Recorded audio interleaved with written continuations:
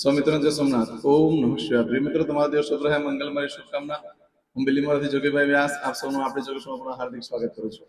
મિત્રો, આજ રોજ જોઈશું આજનું શુભ પંચાંગ. આજ તારીખ છે 7/6/2026 ને શનિવાર, અધિક જેઠ વદ સાતમ તિથિ છે.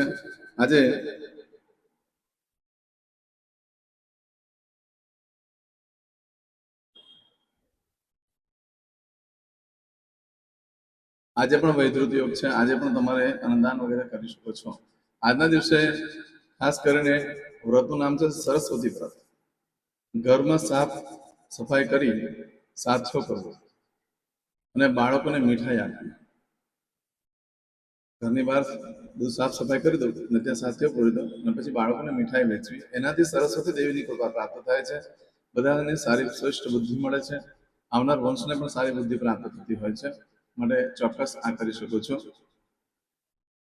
આજે જોઈશું આજનું શુભ પંચાંગ. આજે જે બાળકનો જન્મ થાય છે એની તિથિ ગણાય છે સાતમ તિથિ. આજે સવારે 2:42 શરૂ થઈ આવતીકાલે મળસ્કે 3:25 પૂર્ણ થઈ જશે. ત્યાર પછી જે બાળકનો જન્મ થાય એની આઠમ તિથિ ગણાશે. આજે જે બાળકનો જન્મ થાય છે નક્ષત્ર ગણાય છે ધનિષ્ઠા. ધનિષ્ઠા નક્ષત્ર આજે સવારે 7:56 પૂર્ણ થઈ જાય ત્યાર પછી બાળકનો જન્મ થાય નક્ષત્ર તારકા નક્ષત્ર ગણાશે. આજે જે બાળકનો જન્મ થાય છે એનો યોગ ગણાય છે વૈદ્યુત. આ વૈદ્યુત યોગ આજે સવારે 10:02 પૂર્ણ થઈ જાય ત્યાર પછી જે બાળકનો જન્મ થાય એનો વિષ્કુંભ યોગ ગણાશે. આજે જે બાળકનો જન્મ થાય છે એનું કરણ ગણાય છે વિષ્ટિ. આ વિષ્ટિકરણ આજે સવારે 3:08 પૂર્ણ થઈ જાય અને ત્યાર પછી જે બાળકનો જન્મ થાય આજે બપોરે 3:08 પૂર્ણ થઈ જાય ત્યાર પછી જે બાળકનો જન્મ થાય એનું બહુકરણ ગણાશે. આજે બાળકનો જન્મ થાય છે એની રાશિ ગણાય છે કુંભ રાશિ અક્ષર આવે છે ક સ સ. કુંભ રાશિનો સ્વામી શનિ છે. મિત્રો, આ કુંભ રાશિ આજે આખા દિવસમાં કોઈ પણ બાળકનો જન્મ હોય બધાની રાશિ કુંભ ગણાશે. આ કુંભ રાશિ 9 તારીખે મળસ્કે 3:37 પૂર્ણ થશે. એટલે ત્યાં સુધી જે બાળકોના જન્મ થાય એ બધાની રાશિ કુંભ ગણાશે. આ રાશિથી વાર નક્ષત્ર યોગ કરવાનું બહુ જ મહત્વ છે મિત્રો. અને એમાં જેનો પણ જન્મ હોય એની ચોક્કસ પ્રમાણે પૂજા વિધિ કરી લેવી જોઈએ. જીવન સરળતાથી આગળ વધી શકે છે. જીવનમાં સારી સફળતા પણ પ્રાપ્ત થઈ શકે છે. આજે જે કોઈ મારા સબસ્ક્રાઇબ મિત્રો અમારા ઘર પરિવારમાંથી કોઈ પણ સદસ્યની વર્ષગાંઠ છે, મેરેજ એનિવર્સરી છે, એ લોકોને ઘણી ઘણી શુભકામના. તમારા જીવનમાં ખૂબ પ્રગતિનો થાય. ભગવાન શંકર તમારી બધી મનોકામના પૂર્ણ કરે એવું સોમનાથ દાદાને પ્રાર્થના કરું. સૌથી પહેલા તો આજે સવાર ઉઠી આજને શુકન કરી લો અને શુકન કર્યા પછી તમારી વર્ષગાંઠ છે, મેરેજ એનિવર્સરી છે તો મને યુટ્યુબ પર મેસેજ કરી દો. ભગવાને તમારા માટે પ્રાર્થના કરીશ.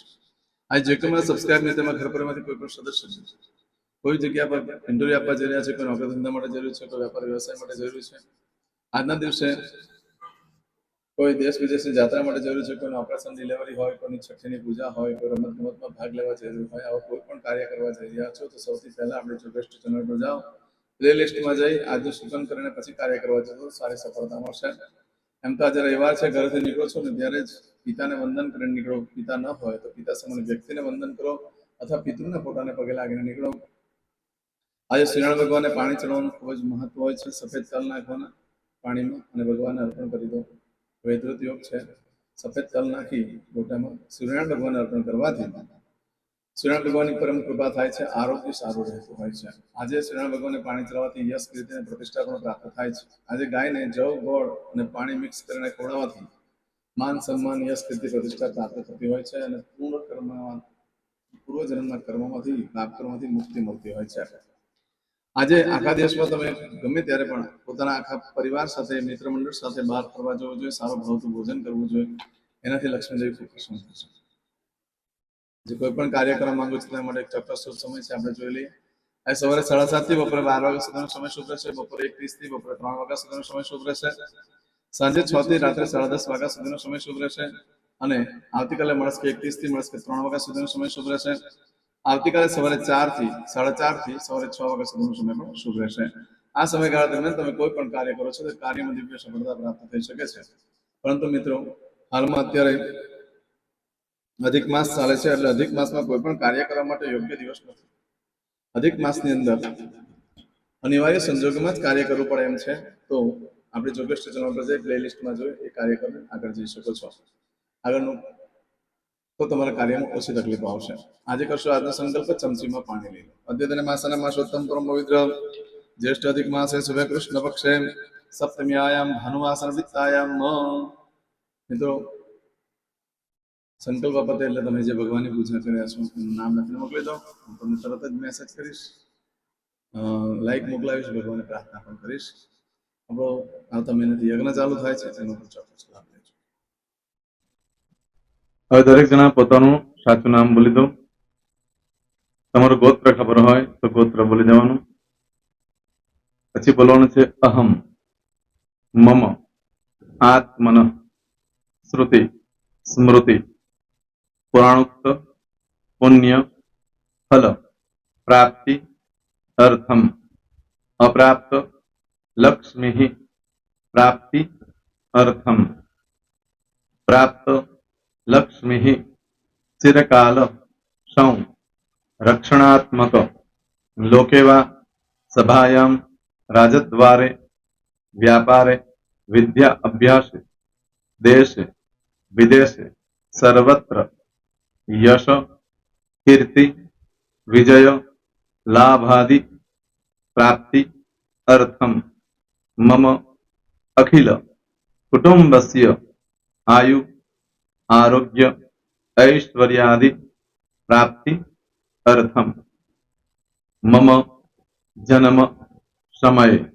तथा च विप्र वृंदानां जन्म समय जन्म कुंडली मध्ये स्थित ग्रहः गोचर ग्रहः महादशा अंतर्दशा प्रत्यंतर्दशा तथा च योग युति दृष्टि मध्ये शुभ फल प्राप्ति अर्थम भय रोग शत्रु बाधा दोष मारण तारण मंत्र तंत्र अरिष्ट दोष पीड़ा निवृत्ति अर्थम भूत प्रेत पिशाचादि द्वारा रचित अरिष्ट दोष निवृत्ति अर्थम मम सकल मनवांछित फल और तुम्हारा मन में जे कई इच्छा हो बोली जवान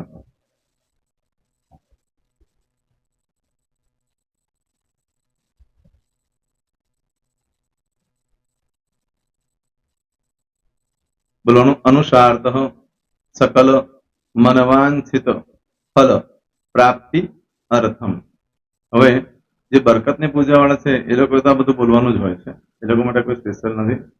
પણ જે લોકોએ હવે જે કહું છું તે લોકોએ જ બોલવાનું, જેના લગ્ન થઈ ગયા હોય એ લોકોએ બોલવાનું છે. મમ દાંપત્ય જીવન મધ્યે સુખાકારી પ્રાપ્તિ અર્થમ પુત્ર પૌત્રાદિ સંતતિ પ્રાપ્તિ અર્થમ આ સંતાન પ્રાપ્તિ વાળા માટે પણ આવી જાય છે. એમાં દીર્ઘ આયુ આરોગ્ય ऐश्वर्यादि प्राप्ति अर्थम तथा च હવે જેના લગ્ન નથી થયા તે લોકોએ બોલવાનું મમ જટટી વિવાહ યોગ પ્રાપ્તિ અર્થમ વિવાહ પશ્ચાત દાંપત્ય જીવન મધ્યે સુખાકારી પ્રાપ્તિ અર્થમ હવે જે લોકોને સંતાન પ્રાપ્તિ નથી, જે લોકોને સંતાન પ્રાપ્તિ છે કરવી છે એ લોકોએ બોલવાનું મમ दाम्पत्य जीवन मध्य सुखाकारी प्राप्ति अर्थम तथा च दीर्घ आयु आरोग्य ऐश्वर्यादि समन्वित संतति सुख प्राप्ति अर्थम હવે જો અભ્યાસ કરી રહ્યા છો છોકરા વિદ્યાર્થીઓ છે તે લોકોએ બોલવાનું છે મમ વિદ્યા અભ્યાસ મધ્યે ઉત્તરો ઉત્તર પ્રગતિ ઉન્નતિ सानुकूलता पूर्वक दिव्य सफलता प्राप्ति अर्थम और जो लोग विदेश में जवा मांगता हो कि सीप में जवा मांगता हो मतलब भारत देश ने बहार जने धंधो व्यापार करवा मांगता हो ये लोग अथवा विदेश जवा मांगता हो कायम माटे ये लोग बोलवानुं मम जटटी विदेश गमन योग प्राप्ति अर्थम विदेश गमन कार्य मध्य सानुकूलता पूर्वक दिव्य सफलता प्राप्ति अर्थम आरोग्य वाला बोलવાનું છે જેને આરોગ્યની પૂજા આપેલી હોય એ લોકોએ એમ તો દરેક જણા જ બોલવાનું છે. બોલો. મમ આયુ આરોગ્ય ઐશ્વર્યાદિ પ્રાપ્તિ અર્થમ.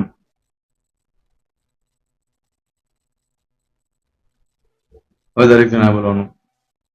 સકલ મનવાંછિત ફલ પ્રાપ્તિ અર્થમ અદ્ય દિને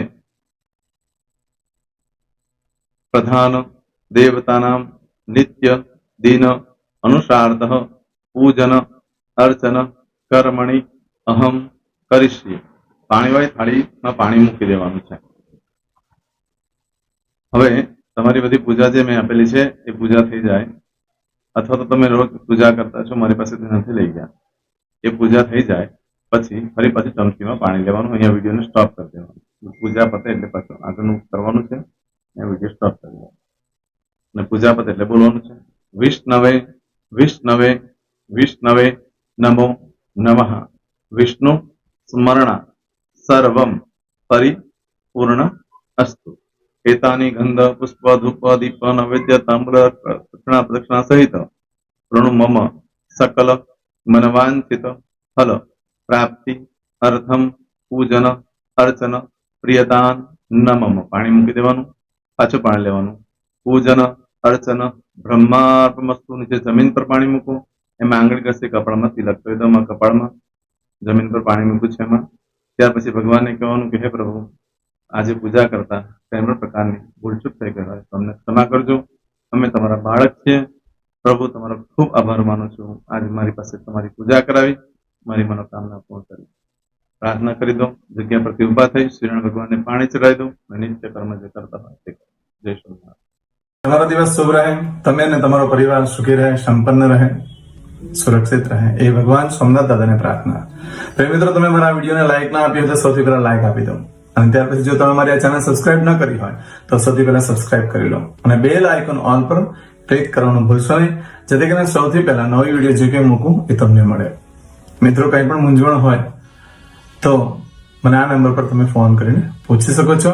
મારો મોબાઈલ નંબર છે 9825546459. મિત્રો, કોમેન્ટ્સમાં જય સોમનાથ લખવાનું ભૂલશો નહીં. ફરી પાછા નવા વિડીયો સાથે મળીએ. ત્યાં સુધી સૌને જય સોમનાથ.